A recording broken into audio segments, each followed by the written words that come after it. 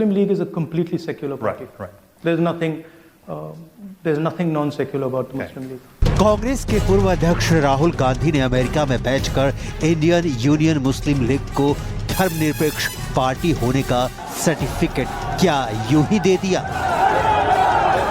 Muslim League is a completely secular party. Right. There's nothing non-secular about the Muslim League. जिस party पर आरोप है कि उसका जन्म भी भारत के बंटवारे के लिए जिम्मेदार मोहम्मद अली जिन्ना के वैचारिक डीएनए से हुआ है, क्या राहुल गांधी ने उसे ऐसे ही धर्मनिरपेक्ष पार्टी बता दिया? Muslim League is a completely secular party. Right. There's nothing non-secular about the Muslim League.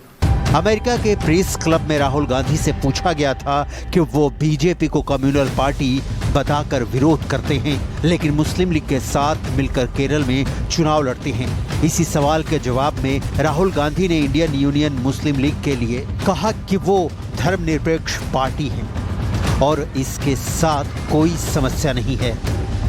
Muslim League is a completely secular party. Right. There's nothing non-secular about the Muslim League.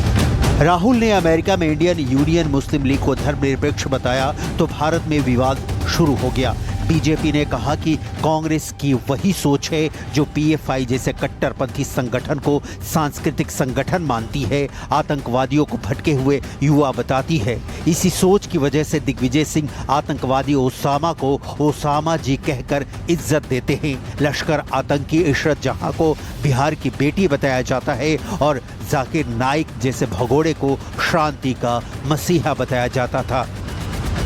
पहले से है, संभावना नहीं।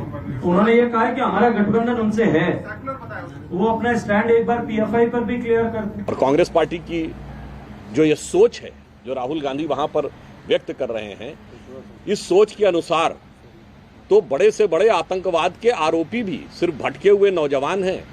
क्योंकि मुस्लिम league को राहुल गांधी ने secular बताया, इसलिए पूरी कांग्रेस ये बताने में जुट गई कि राहुल गांधी ने गलत क्या कहा। और जो लोग इंडियन यूनियन मुस्लिम लीग और जिन्ना की मुस्लिम लीग में अंतर नहीं कर पा रहे हैं, उन्हें इतिहास का ज्ञान नहीं है।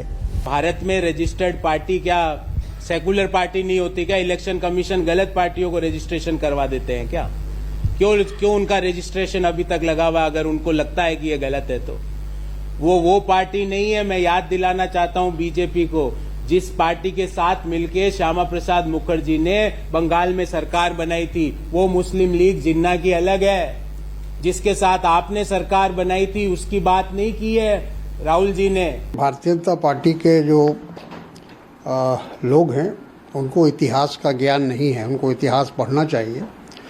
जो मुस्लिम लीग पाकिस्तान के पक्ष में था, वो पाकिस्तान मुस्लिम लीग आज भी पाकिस्तान में है और उसकी हुकूमत भी नवाज शरीफ उसी के प्रोडक्ट थे।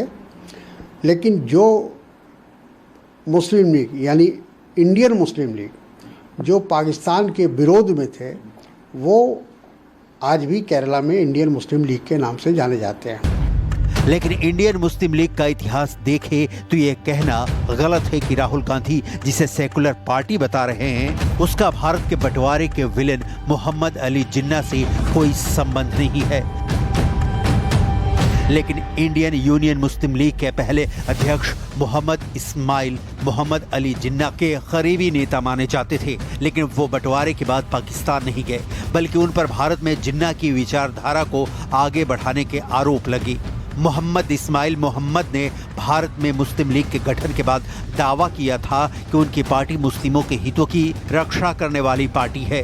बंटवारे के बाद मुस्लिम लीग ने मुसलमानों के लिए अलग शरिया कानून और चुनाव में मुसलमानों के लिए अलग रिजर्व सीटों की मांग की थी।